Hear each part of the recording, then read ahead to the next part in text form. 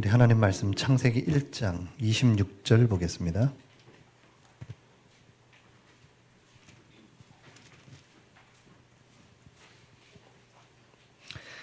창세기 1장 26절 한 절 다 같이 한 목소리로 합독하시겠습니다.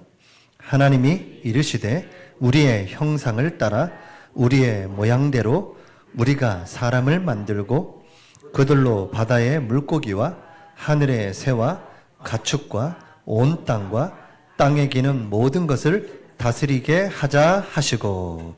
아멘. 하나님께서 모두를 창조하셨습니다. 아멘.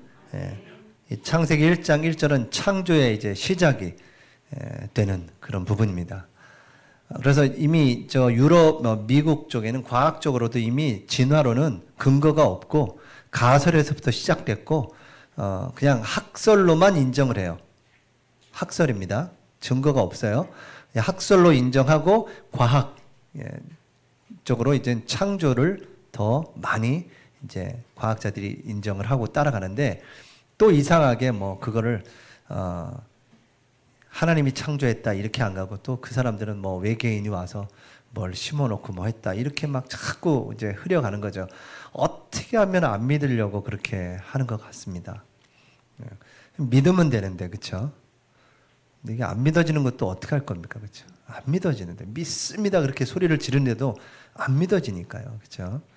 근데 여러분에게 그 하나님의 은혜 주셔서 믿게 하시니 감사합니다. 우리가 그 하나님을 바라보고 더 겸손하게 하나님 앞에 서 가면 되는 것입니다. 오늘 보니까 우리가 이 말은 두 사람 이상을 우리라고 표현하잖아요. 여기에서도 이제 우리 신학자들은 이제 삼위일체를 뽑아냅니다. 그래서 우리가 우리의 형상대로 우리가 사람을 만들자 이렇게. 그러니까 하나님께서 이제 말씀하시고 예언하시고 예수 그리스도께서 그 말씀을 성취하시고 성령 하나님께서 지금도 그 말씀 우리에게 계속 적용시켜 가시는 거예요. 그래서 성부, 성자, 성령 이 삼위 하나님이 일체신데 그 위격이 한 몸에 세 위가 있고 그 세 위는 한 분이시다. 어느 1위, 2위, 3위 뭐 하나님 1등, 예수님이 2위, 성령님 3위 그래서 종속되는 그 밑으로 종속되고 그 밑에 또 종속되고 그런 것이 아니다. 이 또 삼위 하나님을 또 이해시키려고 제가 저를 만약에 예를 든다면 제가 여기서 목회자고 집에 가면 아버지고 밖에 가면 아저씨고 이게 양태론이거든요. 그렇게 설명을 해서 삼위 하나님이 그런 거야 이렇게 했는데 이제 깊이 신학적으로 들어가면 이해는 되는데 신학적으로 들어가면 아버지 역할 따르고 목회자가 역할이 따르고 아저씨 역할이 다 다르거든요. 그럼 지금 하나님, 예수님 이게 역할이 다 다르다는 말이에요. 일체가 아닌 거예요. 그러니까 참 이 삼위일체를 여러분이 이해하기란 우리의 머리로는 이해할 수 없습니다. 신학생들도 한 학기 내내 공부하고 삼위일체가 뭐냐 답이 없어요. 뭔지 몰라요. 그러나 이렇게 기억하시면 돼요. 하나입니다. 성부, 성자, 성령은 한 분이시다. 그 한 분 안에 세 위격이 계시다. 근데 그 세 분은 한 분이시다.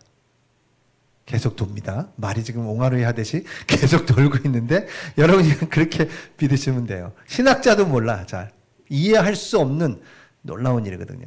아니 여러분 무에서 유를 창조했다 이해가 됩니까? 과학적으로는 이해가 안 가는 거예요. 그래서 진화론을 짜내서 진화론을 만든 거예요. 안 믿어지죠, 그게요. 근데 진화론도 너무너무 기적적인 게 많습니다. 왜냐하면 이게 파도가 막 치다가 그게 수십만 광년 파도 치다가 파도 치는 게 모여서 뭐가 만들어져. 우연히 그게 만들어져가지고 우연히 그게 팔다리가 막 나오고 막 이렇게 가는 게 진화론이에요. 전 그게 더 놀라운 것 같아요. 그게 하나님이 만드셔서 그러면 아멘 하면 끝날 일을 수십만 광년을 뭐 어떻게 해가지고 이 뼈 하나 가지고 막 사람 전체를 막 만들어내고. 지금도 과학적으로는 진화 이렇게 뭔가 발전해 가는 것 같지만 새로운 종으로 발전되는 건 없다. 그냥 같은 종끼리 조금씩 발전되는 거다 이렇게 얘기하지 새로운 김대용이 나올 수가 없다 이렇게 과학적으로 이미 판명이 났습니다. 그들도 그렇게 했는데 막 우기는 거죠. 그게 이제 학문 속에 들어가 있는 고도의 전략들이죠. 그 학문, 그 고고학자 이런 사람들을 이용해서 어떻게든 이 하나님의 말씀을 자꾸 희석시키려고 하는 전략이에요. 그 사람들도 모르는 겁니다. 그렇게 해놓고 자기가 스스로 속는 건데도 잘 모르는 겁니다. 하나님께서 태초에 하나님이 천지를 창조하시니라. 아멘 하면 끝날 걸 그렇게 너무너무 애쓰시는 것 같습니다. 자, 이제 2026년부터 이제 시작이 사도신조고요. 그다음에 웨스트민스터 신앙 고백서를 할 거고요. 그다음에 웨스트민스터 소요리 문답. 그다음에 하이델베르그 신앙 고백서. 이거를 이제 쭉 이어서 할 거거든요. 한 4, 5년 걸릴 것 같습니다. 그것만 해도 4, 5년. 그만큼 우리가 안 했어. 근데 제가 이 연구를 하면서 딱 느끼는 게 뭐냐면 제 마음에 하나님이 어떤 마음을 주셨냐면 우리가 이런 기본적으로 알아야 될 이 신앙의 기준, 초대교회가 목숨을 걸고 지켰던 이 신앙 고백, 이 부분을 우리가 많이 놓쳤구나. 그러다 보니까 지금 제가 이제 아이들 설교할 때 그림을 보여주거든요. 그래서 이제 우리 교회를 창조하시고 안식하시고 예배하셨어요. 예배하게 했어요. 이렇게 해서 이제 교회를 탁 쳤어요. 근데 하나님의 교회가 어마어마하게 나오는 거예요. 근데 멀쩡하게 생기신 분들이 막 쫙 앉아 있잖아요. 쫙 수백 명이 앉아 있어요. 예배하는데. 회개가 저절로 되면서 제가 바르게 신앙생활을 하고 바른 복음을 전해야겠다라고 생각했는데 그분들 중에 많은 부분이 전에 교회를 다녔던 사람들인 거예요. 근데 전에 교회 다녔는데 뭐가 없어요? 신앙의 기준과 뿌리가 없다 보니까 흔들흔들하는 거예요. 뭐 하나 툭 해주면 새로운 줄 알고. 그래서 신천지에 가면 첫 번째 충격받는 게 뭐냐면 모르는 성경을 막 풀어주니까. 특히 계시록을 쫙 풀어준단 말이에요. 근데 계시록은 뭐죠? 말세 때 일어날 일이잖아요. 그러니까 두려워, 무서운 겁니다. 네가 이렇게 해야 구원을 받아. 이렇게 해야 주님이 재림할 때 네 이름을 불림받고 들림을 받는 거야. 안 그러면 이제 이 사람들이 어떻게 돼요? 벌벌벌 떠는 겁니다. 14만 4천에 들어가기 위해서 이제 엄청난 고행을 하는 거죠. 그게 종교입니다. 그렇게 딱 묶어버리는 거예요. 그러니까 계속 가는 겁니다. 대전에서 운동장 빌려가지고 수만 명이 졸업식을 하는데 막 박사모 쓰고 막 수만 명이 그 무슨 공부하는 걸 졸업한다고요. 왜 그렇게 가요? 신앙의 기준을 잃어버렸기 때문에 그래요. 오늘 우리가 일부 예배 말씀을 봤잖아요. 왜 이 세상이 어렵다라고 자꾸 생각하냐면 왜 이렇게 타락하고 방종으로 흘러가고 막 이렇게 가냐? 뭐가 없어요? 진리의 기준점이 없는 거예요. 방황해. 진리가 없다니까요. 모두가 다 인정해. 너도 맞고 나도 맞고 다 그렇게 해. 그래서 뭐가 빠졌어? 진리가 사라져 버렸어. 기준이 없어. 그러니까 여러분 진리 안에 있을 때 참 자유가 있습니다. 여러분 법 아래에 있을 때가 자유해요. 여러분 법 밖으로 가면요 굉장히 불안해지는 겁니다. 사람들이. 예. 여러분 운전만 하나 해도 법이 없으면요 여기까지 못 오세요. 골목이나 괜찮지 저 4차선 도로 한번 가보세요. 신호도 없이 그냥 막 어떻게 가시겠어요? 그러니까 이 법이라는 것은 하나님이 우리를 지키는 테두리인데 그 안에서 자유를 누리시라고 하나님이 주셨지 법도 완전히 무시하고 네 맘대로 살아라 그렇게 얘기해 본 적이 없으세요. 성경은. 근데 아주 좀 이 하나님의 법에서 자꾸 벗어나려고 하는 사람들이 이게 율법이다 거기에 매지 싫다 이러면서 그걸 자꾸 이렇게 파괴하려고 그래요. 율법을. 근데 예수님은 율법의 1.1획도 없애지 아니하고 완성하러 오셨댔잖아요. 그래서 여러분들이 말씀을 대로 살아가시면 참 자유하실 겁니다. 그대로만 하면 되니까요. 그게 행복해. 근데 내가 그게 안 되고 자꾸 이제 바깥으로 나가려고 하고 범죄하려고 하는 게 불편하다니까요. 그게 정상입니다. 여러분 피를 딱 보면 사람이 막 흥분하게 돼 있어요. 그게 정상이에요. 모든 사람이. 근데 사이코패스라는 정신 문제 있는 사람은 피를 보면 더 차분해진대요. 완전히. 그래서 그 사람들은 살인을 하면서 더 완벽하게 살인해 버려요. 그게 그 사이코패스 병을 앓는 사람들의 특징이래요. 근데 우리는요, 피만 보면 막 흥분하잖아. 제가 제 얘기를 하면 좀 그런데, 초등학교 5학년 때 이제 제가 어디 이사를 갔다가 이제 다시 이제 오게 됐어요.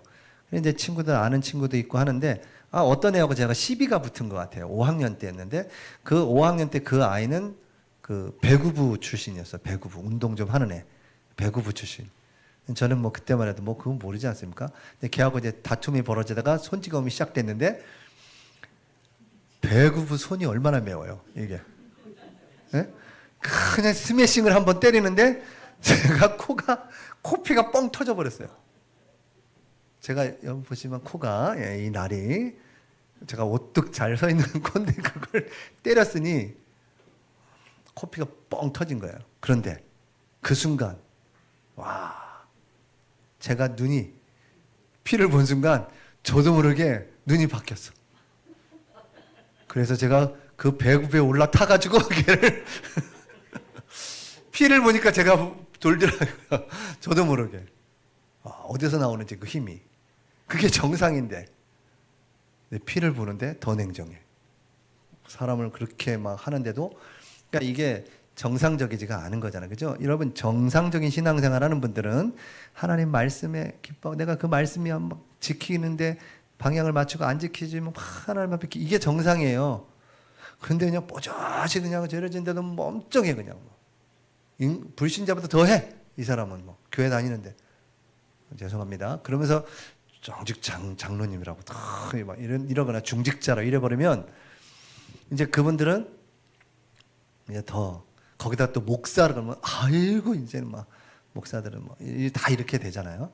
그러니까 정상적인 길을 가야 되는데 그 기준점을 놓친 게 지금 한국 교회의 큰 문제입니다.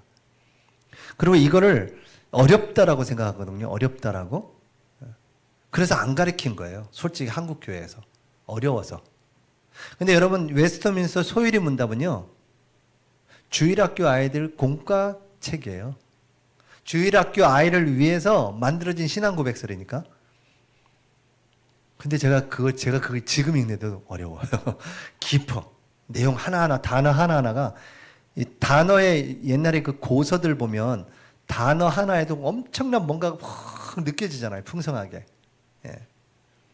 그 하나에 엄청난 뜻이 담겨 있고, 단어 하나만 들어도 뭐 깨달은 것 같고, 막 뭐가 그려지고 막 풍성하게. 근데 그런 게 고서에 많거든요. 근데 그게 어렵단 말이에요. 그러니까 요즘 젊은 사람들한테는 별로 안 맞아, 그게. 요즘은 감성적이고 다가오는 말, 쉽게 다가오는 말, 마음을 울리는 말들, 쉬운 말들. 그래서 성경도 자꾸 이해하기 쉽게 자꾸 풀었어. 자꾸 풀어. 현대인의 성경. 여러분, 현대인의 성경은 성경 같지가 않아. 무슨 이야기 책 읽는 것 같아. 뭔가 감이 멀어요. 여러분, 예전에 요 개역 개정 있기 전에 개역 한글 있었잖아요. 개역 한글. 그 개역 한글하고 개역 한글에서 개역 개정으로 딱 넘어올 때 여러분 느낌 어땠어요? 그때에도 좀 별로 성경이 맛이 좀 떨어진 느낌이었더라니까요. 깊이가 없다 그럴까요? 그게 뭐냐면 단어 하나에 굉장한 풍성한 뭔가가 담겨 있다고, 그거 읽으면.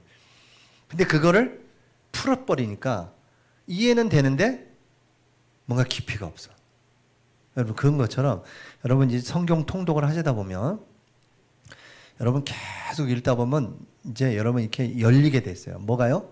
여러분 이 뇌가 열리게 돼 있다고요. 이렇게 쫙 뭔가 번쩍하는 거 있잖아요. 옛날 세상에서 뭐 읽다 보면 번쩍하고 뭐가 쫙 열리죠. 여러분 공부를 하셔도, 우리 대학 청년들도 있지만 공부를 계속 하다 보면 한 번, 두 번, 세 번 읽다 보면 뭐가 열려요. 그게 우리 장로님도 얘기해 주셨는데 열린다니까. 그걸 쭉 세 번만 읽어도 쫙 뭐가 보인다고요. 근데 이건요, 하나님 말씀이잖아요. 여러분 말씀을 계속 읽다 보면, 통독하다 보면 여러분 뇌가 쫙 뭐가 시원해지고 뭔가 상쾌해지고 맑아지고 뚜렷해지고 내가 가야 할 길이 딱 보이고. 참 신기한 건 나는 순서대로 읽었을 뿐인데 나에게 정확한 오늘의 말씀이 탁탁탁탁 주시는 거예요. 그런 것들이 이제 막 체험하셔야 돼요. 여러분 그 맛을 봐야 막 계속 오늘 뭘 주시지? 막 이렇게 넘기는 겁니다. 그래서 올해 통독은요, 우리 교회가 2026년 새롭게 시작하는 중요한 응답이기 때문에 여러분들이 정말 큰 마음 먹으셔야 되고, 저도 막 계속 여러분 괴롭힐 거예요. 막 계속 통독 얘기 계속 할 겁니다. 듣기 싫다 막 할 정도로 막 제가 성경 통독을 자꾸 말씀드려서 여러분이 하셔야 돼요. 펼치셔야 돼요. 지금 벌써 우리가 4일 지났잖아요. 4일째면 지금 창세기 40장까지 오늘 읽어야 되거든요. 근데 오늘도 회개하는 마음으로 지금 딱 끝나고 제가 3시 전에 예배 끝낼 테니까 돌아가셔서 40장 빨리 금방 읽어요. 오늘 밤 저녁 드시기 전까지는 읽을 수 있을 겁니다. 만약에. 그리고 내일을 맞이해야지, 이게 안 읽은 상태에서 내일을 맞이하면 이게 또 쌓여 있다고. 계속 쌓이다 보면 한 100장 쌓이잖아요. 그러면 성경 아마 집어 던지실 거예요. 아마. 저하고 눈을 못 마주칠 거라고. 저는 계속 쳐다보면서 하셔야 된다고 막 이러는데 하시면 돼요. 근데 목회자라고 시간이 많으니까 읽을 수 있다? 그렇지 않습니다. 마음을 담고 하지 않으면 못 읽어요. 저도 어제 뭐 여러분하고 메시지 이제 오늘 준비하기 위해서 어떻게 됐든 되든 안 되든 교회 아침 8시 와서 기도하고, 그 다음에 이제 말씀 쭉 준비하고 가서 식사하고 오고, 그래서 또 저녁까지 준비하고, 어제는 왜 그런지, 참 여러분 그 기도 카드 그 코팅 좀 하고, 그것도 이제 하면서 집에 가니까 한 10시가 됐나? 근데 뭐 피곤하질 않아요. 여러분을 생각하면서 준비하니까 뭐 하나도 안 피곤해요. 10시까지 벌써 이렇게 하고 이제 잤는데, 여러분 제가 시간을 딱 정해놓지 않으면 못 읽는다니까요. 목회자도요. 여러분 마음을 딱 드셔야 돼요. 마음을 잡수셔야 돼. 마음 먹고 내가 하루에 10장은 순교자의 정신을 가지고 순교자의 정신을 가지고 내가 한다. 여러분 누가 막 칼을 갖다 대면서 너 안 읽으면 죽어 막 이래봐요. 안 하겠어요? 당장? 우리 교회에서 재정이 막 넘쳐나가지고 매일 10장씩 읽으면 10만 원씩 보냅니다. 통장으로 막 쏩니다. 그러면 여러분 10장이 뭐야? 저 오늘 20장 읽었으니까 20 보내주세요. 30 보내주시고 이러지 않겠냐고요. 새벽기도 올 때마다 내가 10만 원씩 보내준다 그러면 안 오시겠냐고. 새벽기도 아마 매 터질 겁니다. 아마 지나가는 사람 불러가지고 10만 원 10만 원 해가지고, 사람이 내가 가치와 기준이 어디에 있냐에 따라서 움직이게 돼 있거든요. 그러니까 우리가 하나님의 말씀에 귀 기울이셔야 되고, 말씀은 지금 뭐라고 얘기하고 나는 지금 무엇을 믿고 가느냐, 이것이 이제 중요한 말씀이고, 이제 신조는 뭐냐면 그 말씀 밑에서 그 말씀을 받쳐주는 역할을 하는 거예요. 그래서 여러분 성경 66권인데 신조는, 우리 사도 신조는 12강으로 맺혀져 있습니다. 12강. 그래서 12강 속에 성경 66권 내용이 싹 녹아 들어가 있어요. 그러니까 어렵지. 왜 66권이 12강에 들어가려고 하니까. 근데 여러분이 자꾸 하잖아요. 자꾸 하면 뭐가 이렇게 쭉 열려요. 보여요. 아, 이랬구나. 그러면 이제 그 흐름 따라 쭉 가다 보면 이제 뭐가 툭 이정표가 보이고, 이정표 보고 탁 가고, 또 말씀 따라 쭉 가다 보면 뭐가 보이고, 이정표가 보인다니까요. 실제로 그거 보면서 가면 되는 거예요. 성경 통독을 제가 여러분하고 하자 이 말은 제 개인적으로 어느 날 갑자기 하자 이게 아니었어요. 저도 그걸 딱 받았어요. 아, 이거구나. 이렇게 하시기 원하는구나. 그래서 여러분하고 시작하게 된 겁니다. 이제 2부 예배는 이제 이런 신조들, 성경을 바치는 신조들을 좀 할 거예요.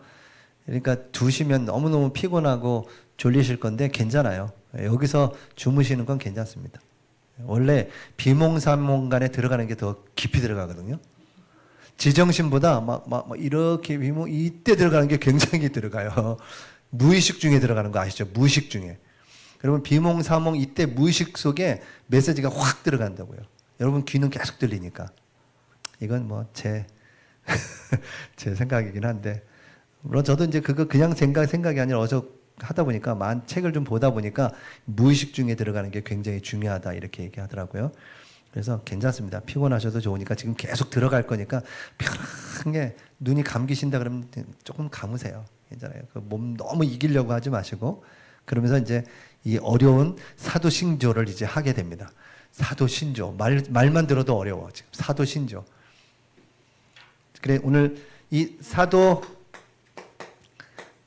사도신조인데요. 오늘 사도신경개요 이렇게 얘기했는데 원래는 이제 사도신조입니다. 사도신조 개요입니다. 여러분이 암송하시는 이 사도신경은 이 사도신조를 얘기하는 거예요. 자, 그래 이 사도신조의 가장 중요한 건 뭐냐면 오늘 창세기 1장 26절 했잖아요. 이게 삼위 하나님, 성부, 성자, 성령 그 하나님의 내용이 사도신조에 다 들어가 있어요. 그러니까 성경 전체의 내용이 이 안에 싹 들어가 있다고 보시면 되는 겁니다. 그렇다고 해서 이 사도신조라고 해서 이 사도들이 한 것이냐? 그게 아니에요. 이 사도들의 신앙을 계승하겠다라는 마음을 가지고 정리한 겁니다. 이 사도신조에는 복음의 핵심이 딱 들어가 있어요. 그러니 이 핵심을 모르고 신앙생활 하니까 또 우리가 또 성경을 저도 이제 그랬던 건데요. 성경을 우리가 계속 못 읽었잖아.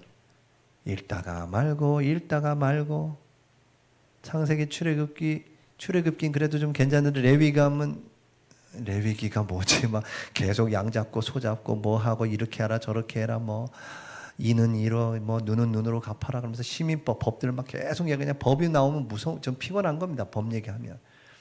거의 레위기에서 다 주저앉으시고 그러니까 성경을 띄엄띄엄 보니까 맥이 하나도 안 잡힌 거예요. 그러니까 복음의 핵심이 없어. 그래서 이런 부분들을 이제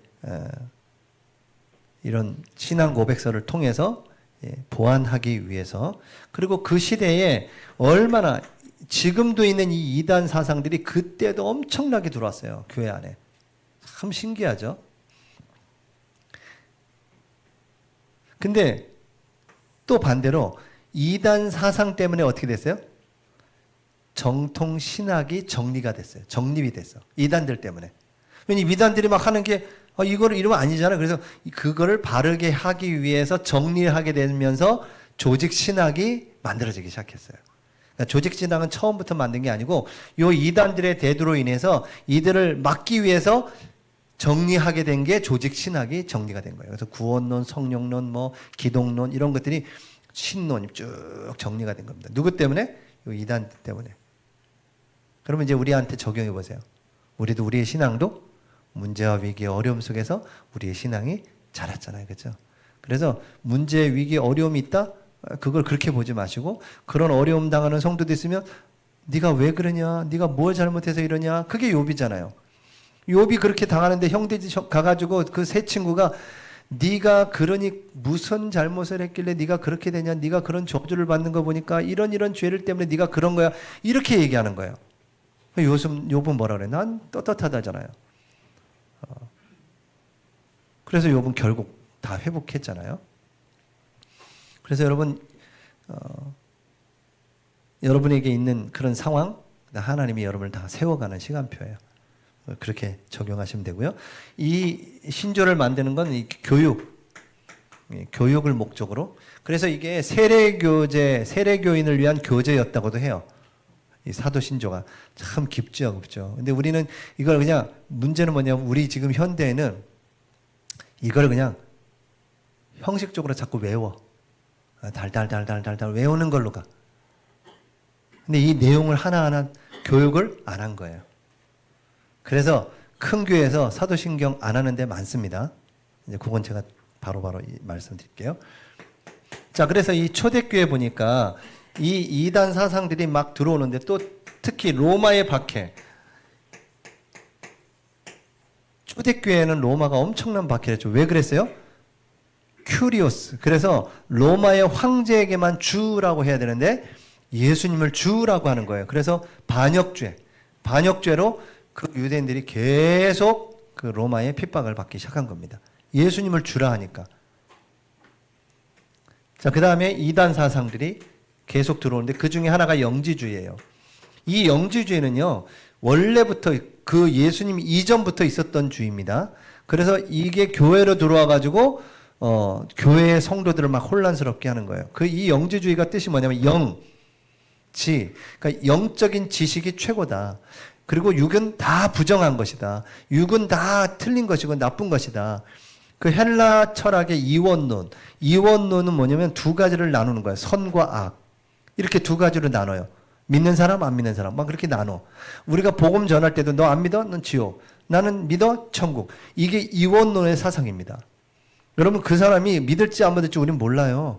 오늘 안 믿어도 내일 믿을 수 있습니다. 우린 끝까지 그 사람을 품고 기도하셔야 돼요. 80억이 살고 있습니다. 물론 우리가 볼 때는 좁은 길이기, 성경에는 좁은 길이라고 막 하기 때문에 믿는 사람은 적을 수 있어요. 그러나 우리는 모른다니까. 하나님은 혹시 80억에 대한 다 구원의 계획이 있으면 어떻게 하시겠습니까? 우리가 틀린 거잖아요. 그러니까 우리가 자꾸 이원론적인 사상을 가지고 넌 맞고 난 틀려 이런 생각들은 빨리 내려놓으셔야 돼요. 틀린 게 아니고 다르구나. 그렇구나. 이렇게 돼. 한국 사람들의 특징이 이 이원론적인 생각들이 너무 많아요. 내 반대적인 얘기를 나한테 하면 막 뭐야? 하면서 막 대드는 것처럼 하고 막 싸워. 틀린 다양한 그런 얘기들이 있는 건데.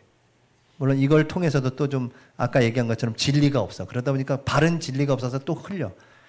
참 요즘엔 참 말씀 외에는 답이 없습니다. 성경으로 빨리 돌아가야지 너무너무 혼란한 시대에 살고 있어요. 그래서 이 영주주의가 교회 안에 들어와서 야 복음 받았어. 너 끝났어. 너 괜찮아. 이제 죄 져도 돼. 막 이렇게 가는 거예요. 타락 괜찮아. 다 용서했는데 뭐 십자가에서 이렇게 가는 거예요. 그러니 거기에 막 휩쓸려 가지고 교인들이 초대교회 교인들도 거기에 대한 얘기를 여러분 그 제자들 그 서신들 요한복음의 뒤쪽에 서신서들은 대부분 다 이런 얘기들 교회에 들어온 얘기들 계속 얘기하는 겁니다. 엄청나게 막 들어오는 거예요. 그러니까 이제 로마의 그 향락에 빠져가지고 구원받았으니까 괜찮아 막 이렇게 가는 거예요. 그런데 요한복음이나 요한 1, 2, 3서 보면 성령이 그 안에 있다면 그 말씀을 따라가는 게 정상이다. 근데 그렇지 않다면 그 속에 하나님의 사랑하심이 없느니라. 그 속에 하나님의 말씀이 없느니라 이랬다고요.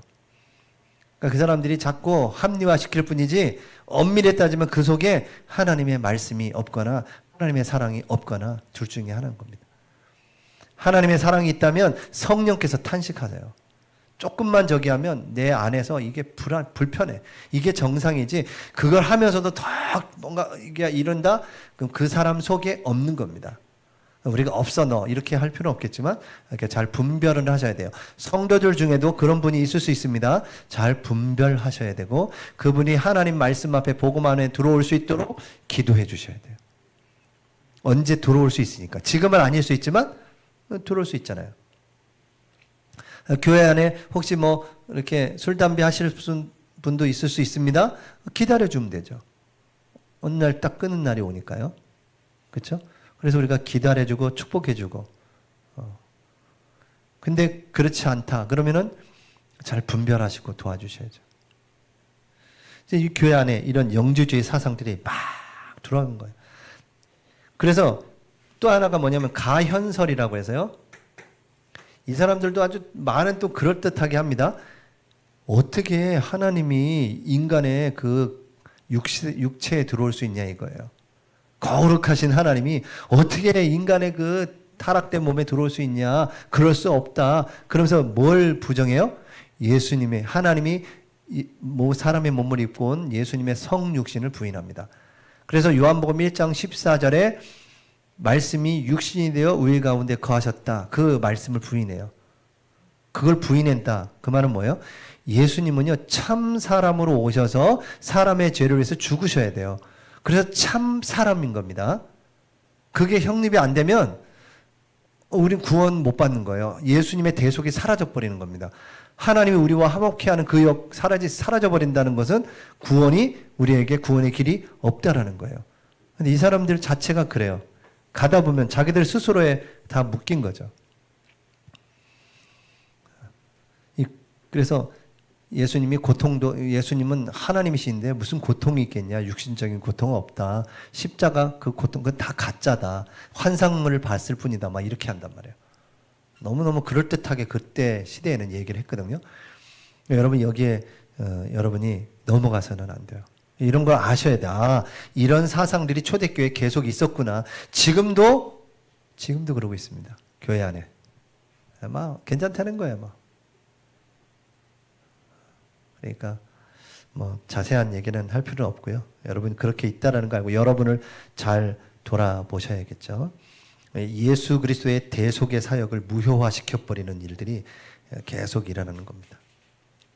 자, 그래서 예수님은 뭐 해야 돼요? 참 인간이어야 됩니다. 아멘. 그 예수님이 참 인간이란 걸 부인하는 순간 성경에서는 뭐라 그래요? 달을 이자 이단이라고 치는 겁니다. 신앙이 없는 거예요. 아예. 참 인간이셔야 우리를 구원할 수가 있는 겁니다. 자, 그러면서 이 사도신전은 뭘 의미하냐면 우리는 교회는 무엇을 믿는가?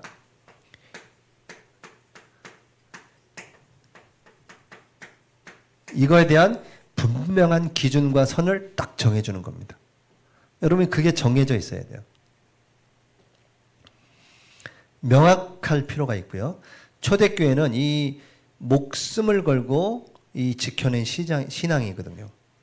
생을 걸고 지켰어요. 이 신앙을요. 초대교회는요. 우리는 지금 너무 편하죠. 뭐 오라 가라 뭐 가든 오든 가든.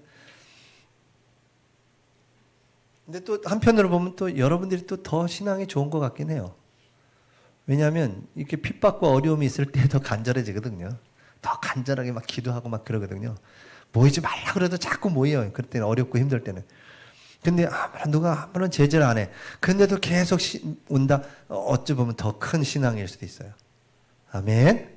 예, 제가 지난번에 얘기했잖아요. 그 북한에서 신앙생활 하던 사람이 그 주파수가 CBS 방송이 잡힙니다. 북한에서. 그 주파수를 어디서 쏘냐면 여기서 안 쏘고 제주도에서 쏴요. 제주도에 쏴야 이렇게 넘어가서 북한이 된단 말이에요. 여러분 제주도 CBS 그 주파수 쏘는 데로 여러분 기도하셔야 되는데 그렇게 쏘서 듣는데 이분이 얼마나 신앙이 갈급한지 밤새 그걸 막 듣는 거예요. 라디오를 뒤집어 쓰고 밤새도록 잠도 안 자. 아멘 하면서 기도하고. 근데 이분이 이제 한국에 내려오게 됐어요. 하나님의 은혜로. 하나님께서 역사하셔서 응답을 해서 내가 한국에 내려왔다는 거예요. 그래서 한국에 가서 신앙생활 하는데 옛날 같지가 않아. 저 북한처럼 막 뜨겁지가 않아. 그래서 신앙생활 하던 걸. 내가 이 신앙을 회복해야 되는데. 그래서 이제 집에 가가지고 작은 방에서 이불 뒤집어 쓰고 CBS 방송을 틀어놓고 막 기도하는데 어떻게 될게요? 아침에 눈을 떴어. 아침에 눈을 떴다고요. 밤새 기도가 안 돼. 이제 느슨해졌어 신앙이.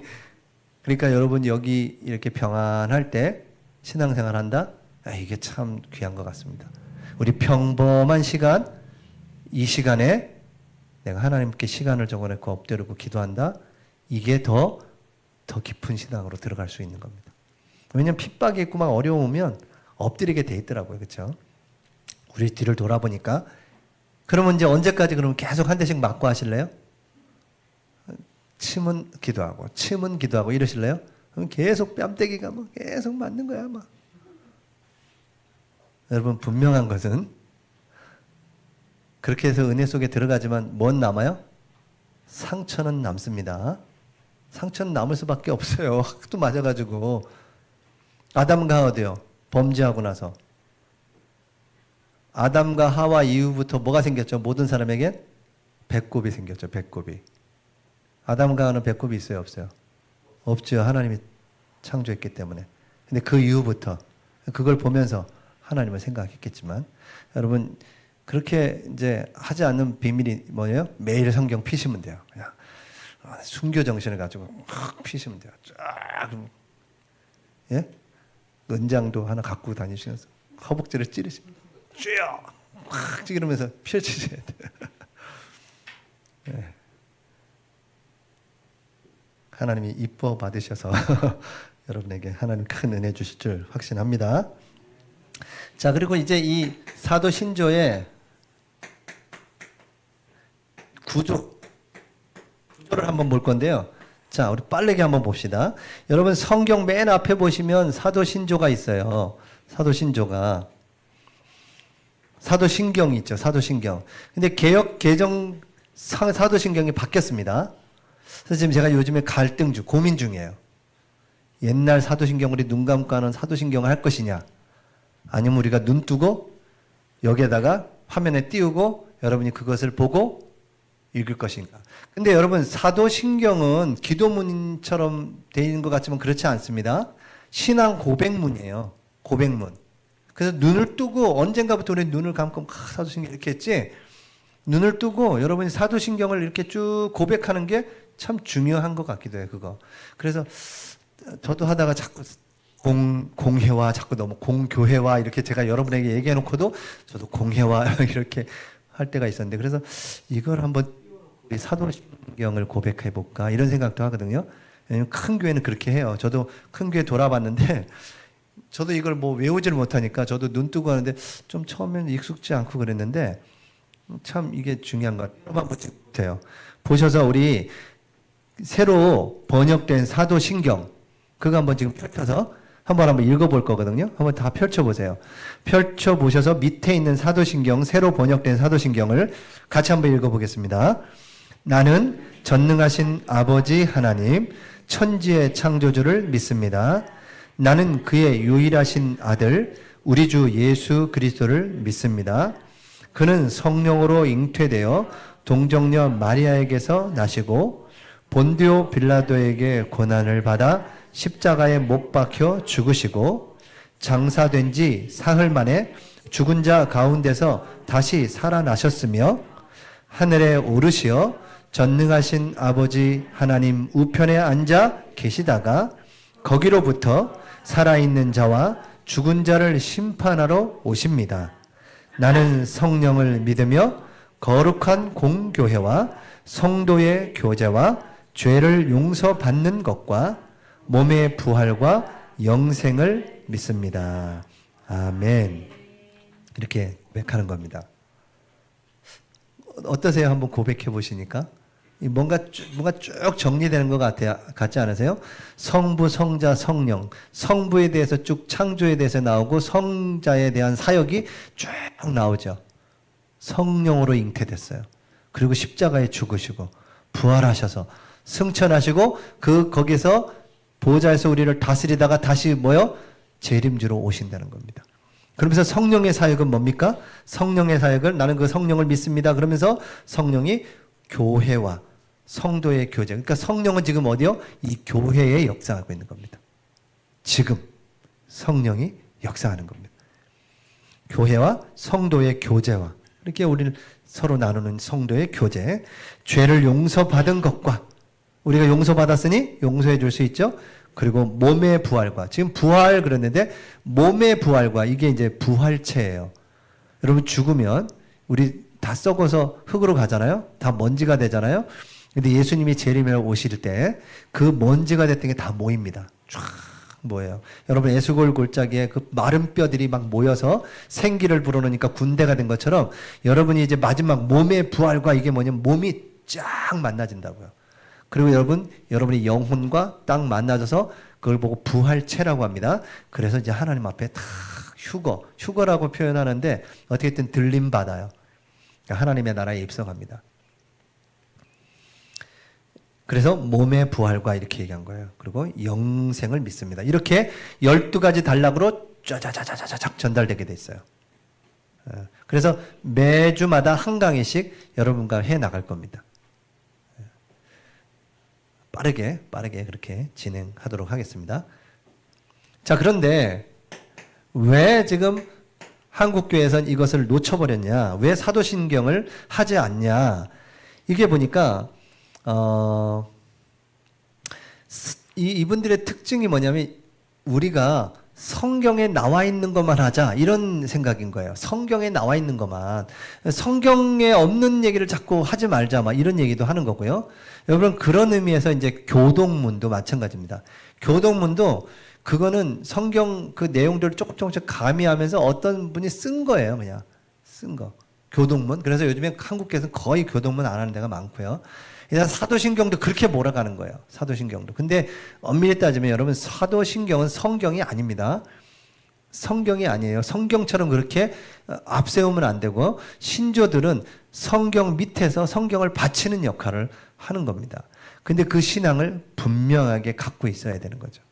또한 그래서 성경만 하자 막 자꾸 이렇게 해서 성경을 안 읽는다는 거예요. 또 어떤 게 보면 너무 이걸 형식화가 돼서 암송만 한다는 거예요. 그래서 설교와 찬양에 집중하자. 그래서 설교와 찬양을 더 많이 하고 이런 것들을 줄여나가자. 이렇게 되는 거예요. 그래서 예배가 되게 간소화되긴 했지만 뭔가 빠져나간 것 같아요. 그래서 여러분 전통과 지금 우리의 삶의 문화를 잘 조화롭게 하는 게 중요해요. 무조건 요즘에 젊은 예배라고 현대 예배라고 해서 다 빼는 것이 능사가 아닙니다. 그래서 이 사도신경은 어려운 단어가 많지만 이걸 통해서 내 신앙의 분명한 선이 정해지는 거예요.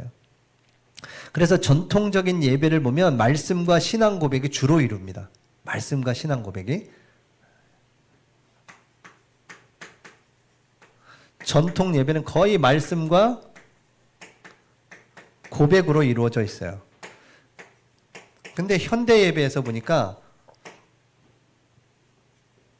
현대 예배에서는 찬양 중심이 많고요. 개인의 감정적, 체험적 요소를 굉장히 가미해요. 찬양의 중심이 많고 개인적인 부분을 굉장히 가미합니다. 개인의 감정, 개인의 그런 어떤 그런 부분을 하나님께 아뢰고 이런 부분들이 강하게 나오다 보니까 이런 옛날의 어떤 그리고 말씀 읽게 하는 게 좀 딱딱한 것처럼 느껴지는 거예요. 그래서 현대교회 예배에서는 자꾸 빠져나가고 중요한 것들을 성경을 설교를 하는 데에 본문 정도로만 읽어요. 위험한 겁니다, 이게요. 설교를 위한 그냥 본문 정도로만 읽으면 안 되니까요, 성경을. 여러분, 설교는 그 시대에 아주 대단한 설교들이 많이 있었거든요. 무디, 웨슬레 이런 사람들. 그 설교는 다 사라졌습니다. 하나님 말씀만 남아 있어요. 그래서 여러분이 말씀 속으로 들어가셔야지 설교를 너무 들으려고 좋은 설교, 이건 이제 조금 지나면 병 들어가는 겁니다. 좋은 설교는 없습니다. 여러분의 영적인 상태에 따라서 하나님 말씀이 들려지는 겁니다. 하나님은 지금도 계속 말씀하고 있고 아무리 작은 강단이라도 하나님은 여러분에게 말씀을 다 공급하고 계세요. 근데 내가 자꾸 병들어서 좋은 설교 찾아다가 유튜브 쳐보니까 뭐 누구 목사님들 저도 들으면서 은혜 많이 받고 정말 나도 닮아가고 싶고 옛날에 뭐 조용규 목사님 닮아가려고 뭐 목소리가 잘하야 막 이렇게 닮아가면서 뭐 조용규 목사님 흉내내고 막 이랬다고 하더라고요. 근데 그 조용규 목사님 동생분이 조용목 목사님이거든요. 은혜와 진리교회 크게 하세요. 목소리가 비슷해요. 물론 형제니까 비슷한지는 모르겠지만, 근데 그 시대에 그 순복음 신학교에 다니는 모든 전도사들은 조용규 목사님 목소리를 거의 막 흉내내고 막 그랬단 말이에요. 토시 막 이렇게. 근데 그렇게 되는 게 아니죠. 내가 하나님을 향하는 내 상태에 따라서 하나님의 말씀이 임하고 들리는 겁니다. 우리가 아무리 작은 교회도 우리가 작을지라도 우리가 사도 신조를 한다. 하나님은 가장 기쁘게 보십니다. 왜 아멘은 안 하세요?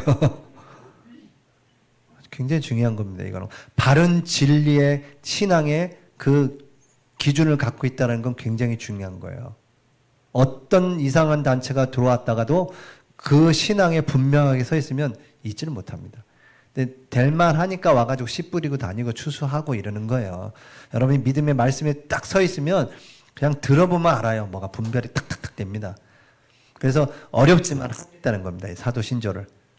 웨스트민스터 신앙 고백서, 웨스트민스터 소유리 문답, 하이델베르그, 저도 발음도 잘 안 됐는데 자꾸 하다 보니까 조금씩 늘어나던데 자꾸 해보셔야 돼요. 자꾸 도전해 보시면 이제 뭐가 길이 쫙 보여요. 성경 여러분 1독, 2독, 3독 하시면 뭐가 쫙 막 말씀이 살아서 내가 여기 읽고 있는데 저쪽에 있는 성경 말씀이 확 떠올려져. 막 맞춰져. 여기 있는 저기 있는 성경들이.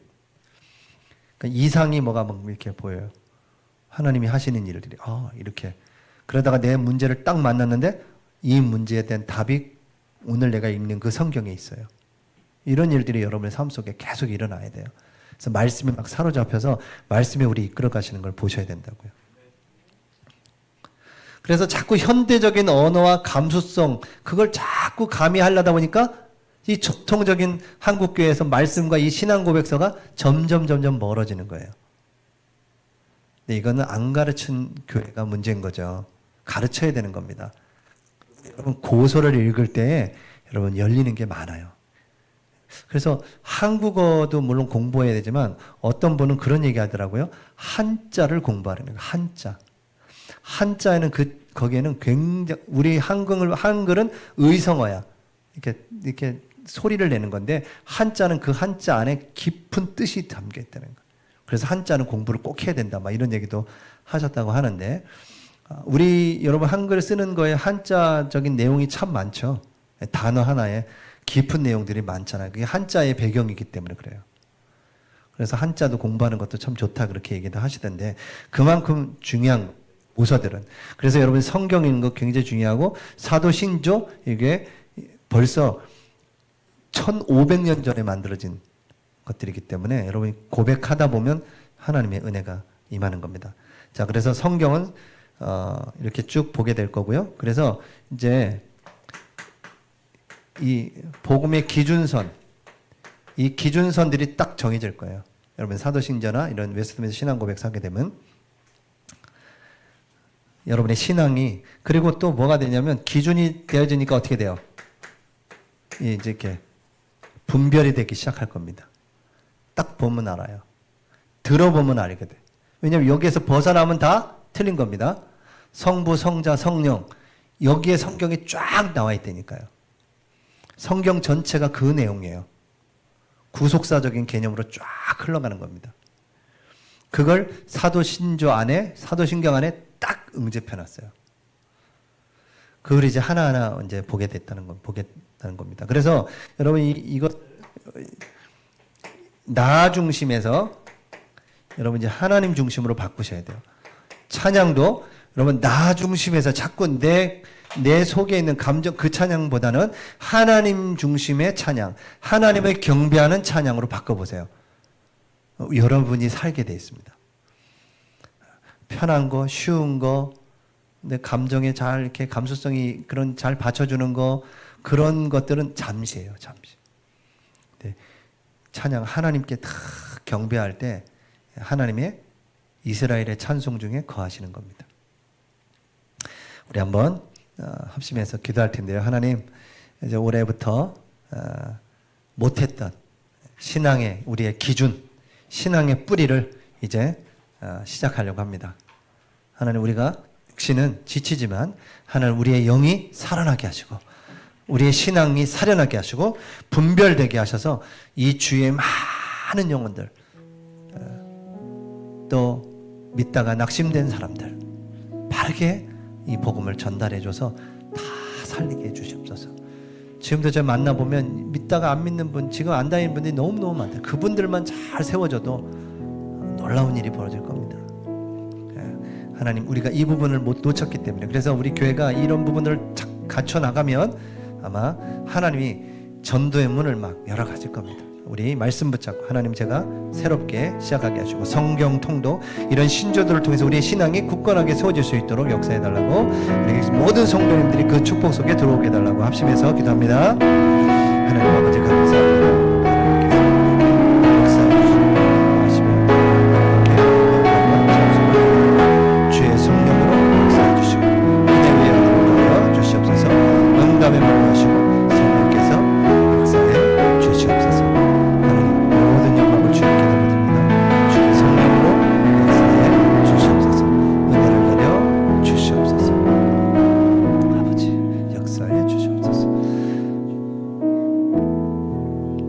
기도하고 예배를 마치겠습니다. 기도합니다.